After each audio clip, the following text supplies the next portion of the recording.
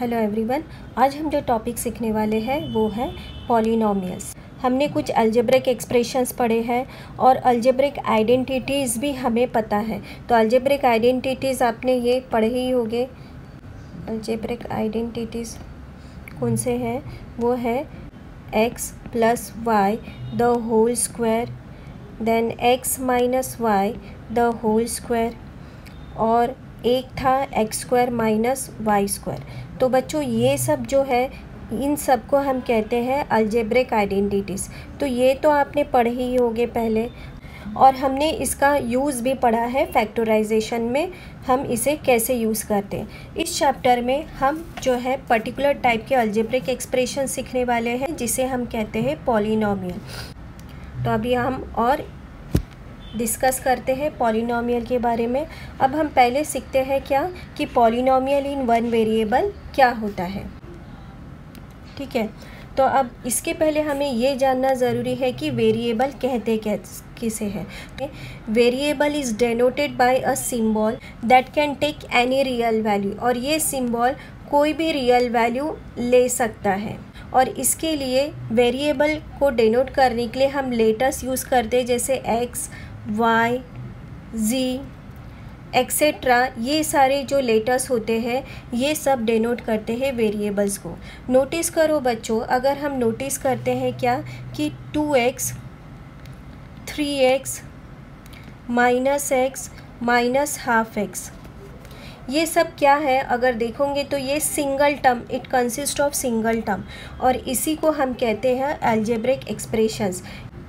इन्हें हम algebraic expressions कहते हैं। 2x, 3x, -x, -1/2x। अगर आप इसे बच्चों नोटिस करोगे तो आप नोटिस क्या कर रहे हैं कि इट कंसिस्ट ऑफ कांस्टेंट। जैसे फर्स्ट टर्म 2x में कांस्टेंट है 2, तो ये कांस्टेंट हुआ, और इसमें x जो है वो होता है इंटू x किया हुआ है। ठीक है, अब ये वाला जो टर्म है हम इसको ऐसे भी लिख सकते हैं, ये it consist of constant into x, मतलब वेरिएबल होता है तो कांस्टेंट इंटू वेरिएबल हम लिख सकते हैं। तो ये जो चारों अलजेब्रिक एक्सप्रेशन आप देख रहे हो, कौन से 3x, -x, -1/2x, इन सब का फॉर्म एक यही सिमिलर फॉर्म है, कांस्टेंट इंटू वेरिएबल। और कांस्टेंट हमेशा, ध्यान दो बच्चों, कांस्टेंट जो है हमेशा हम कांस्टेंट को रिप्रेजेंट करते हैं a, b, c, d like this. और ये जो एक्सप्रेशन है, वेरिएबल तो इस केस में x है, तो ये जो एक्सप्रेशन है ये कन्वर्ट हो गया है इंटू ax, तो एक्सप्रेशन विल बी ax। तो there is a difference between a letter denoting a constant and a letter denoting a variable.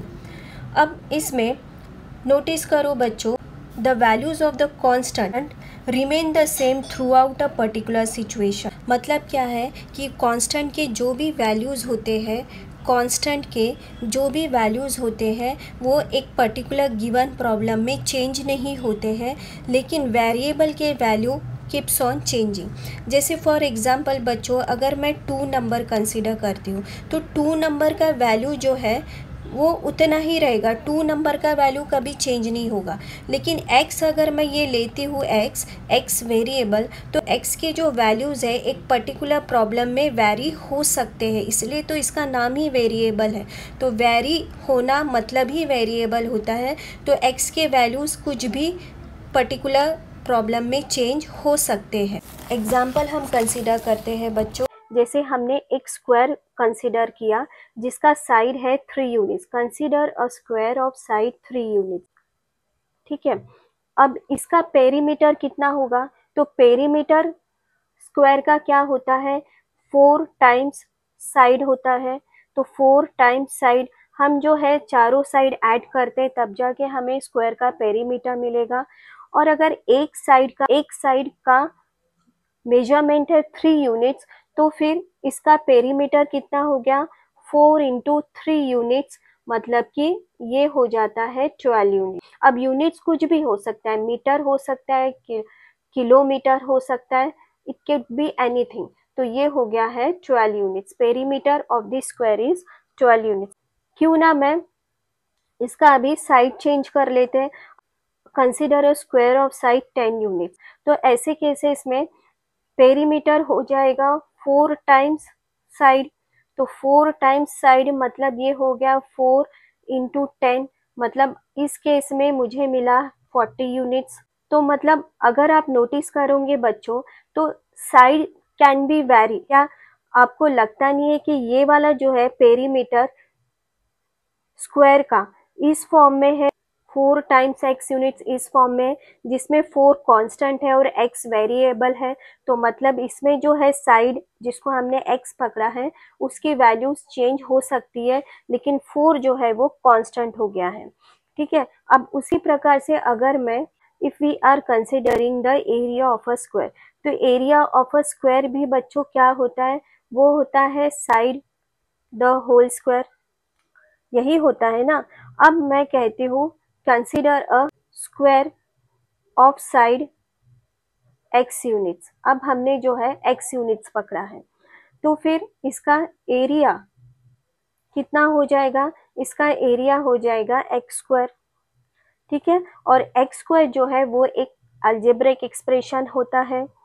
इसी के जैसे और भी अलजेब्रिक एक्सप्रेशन होते हैं, वो है 2x है, फिर है x स्क्वायर प्लस 2x, ये भी फॉर्म है अलजेब्रिक एक्सप्रेशन के।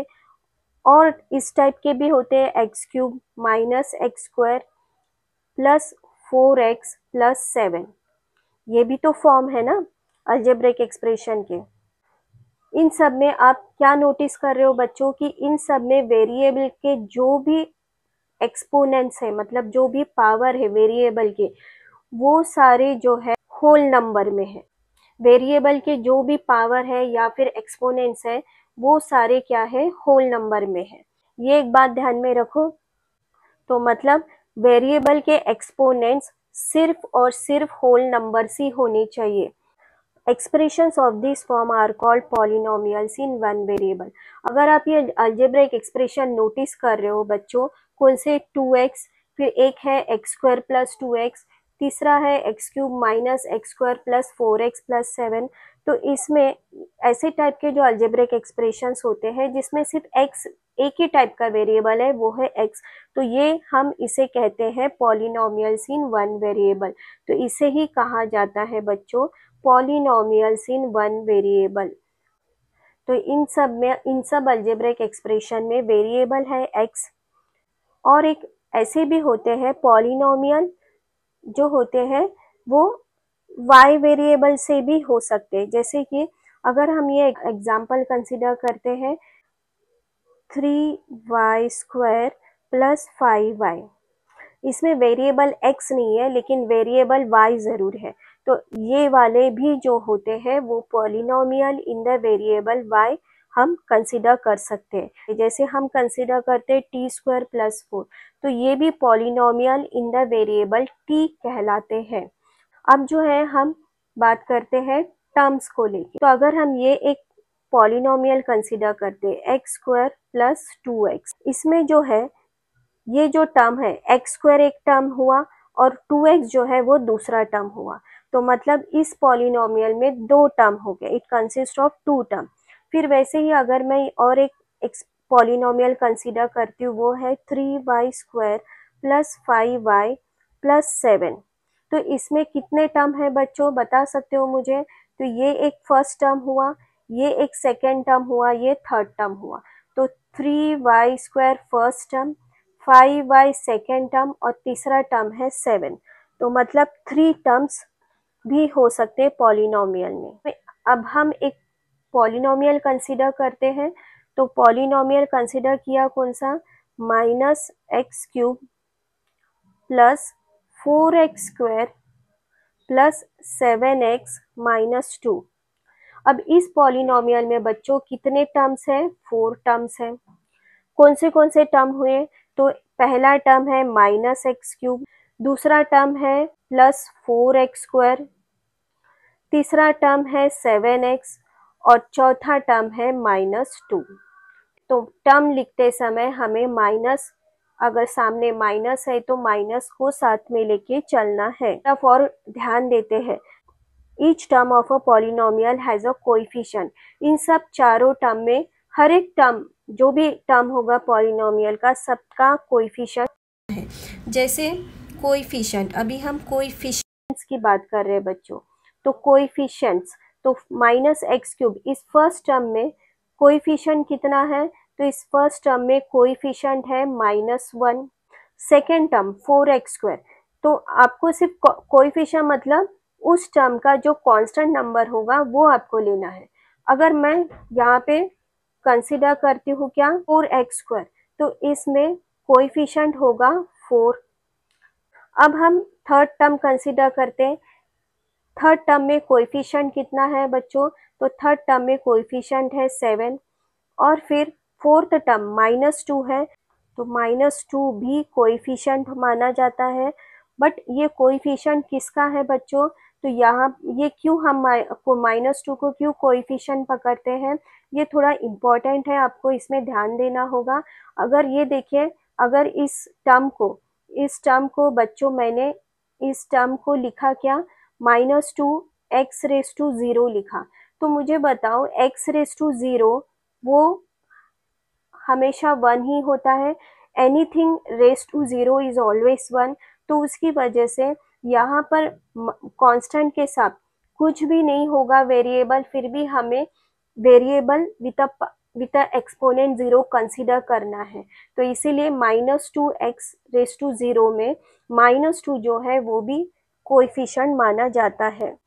अब हम देखते हैं कि अगर मैं बोलती हूँ कि 2 ये भी एक पॉलिनोमियल है, कोई भी अगर आप कांस्टेंट नंबर लेते हैं तो वो भी पॉलिनोमियल माना जाता है। ऐसा क्यों होता है, क्योंकि इसमें और भी एग्जाम्पल आ सकते हैं। इसमें -5 आएगा, 7 आएगा, 9, -3, ये सारे क्या है, कांस्टेंट पॉलिनोमियल है।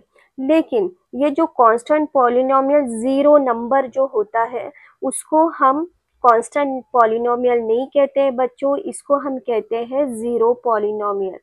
कांस्टेंट नंबर डिजिट 0 जो होता है उसको हम कहते हैं जीरो पॉलिनोमियल। ये इम्पॉर्टेंट है, एमसीक्यू में ये क्वेश्चन पूछा जा सकता है कि कांस्टेंट नंबर 0 जो है उसे हम जीरो पॉलिनोमियल कहते हैं। कंसीडर करते हैं अलजेब्रिक एक्सप्रेशन। देखो हमने पहले भी क्या बोला था, पहले हमने क्या कहा था कि जितने भी अलजेब्रिक एक्सप्रेशन होते हैं या पॉलिनोमियल होते हैं, सब में वेरिएबल का जो एक्सपोनेंट होगा वो हमेशा होल नंबर ही होना चाहिए, तभी हम उसे पॉलिनोमियल कंसीडर करते हैं। तो अभी जैसे मैंने अलजेब्रिक एक्सप्रेशन कौन सा कंसीडर किया, वो है x+1/x है, इसको मैं ऐसे सकती हूँ x⁻⁻1। तो क्या मुझे आप बता सकते हैं -1 क्या होल नंबर है, नहीं है, तो that is why this is not the polynomial. Next consider करते हैं √x+3। √x+3, तो √x+3 में x जो वेरिएबल है उसका एक्सपोनेंट कितना है, 1/2 +3।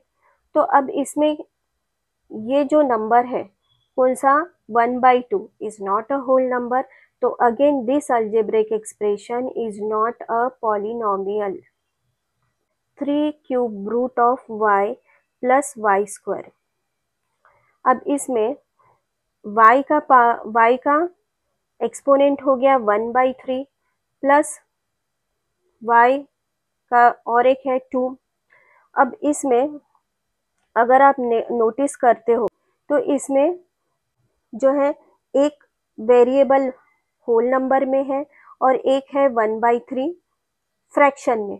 तो ऐसे वाले जो होते हैं उसे भी हम बोलेंगे कि this is also not a polynomial, क्योंकि इसमें एक का क्या है, पावर, एक का पावर जो है आपको मिल रहा है फ्रैक्शन में, it is not a whole number. So that is why you will say that this is also not a polynomial.